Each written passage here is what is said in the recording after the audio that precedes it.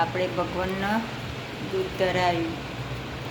સાંજે એકલું દૂધ ધરાવવાનું અને બપોરે રોધ્યું હોય શાકનો રોટલો લઈએ ધરાવવાનો.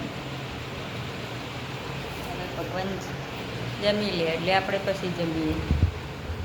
ત્યાં સુધી મખણ મેલ્યું છે ગરમ કરવા અને શેકો જુઓ.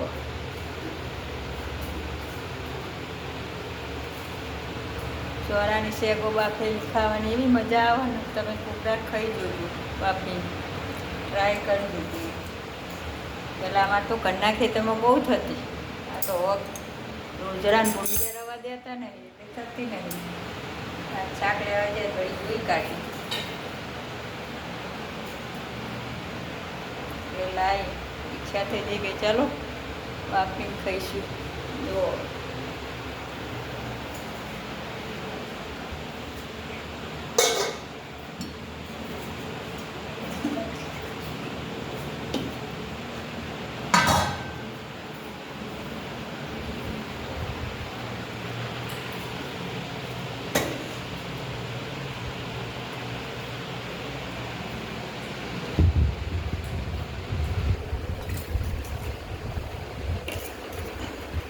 મખણ,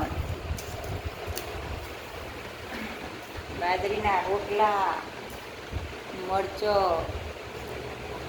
એકવાર મખણ બાજરીના રોટલા ઉપર આમ ચોપડીને ખાઓ, કોઈ સ્વાદ અનોખો જ હોય એનો.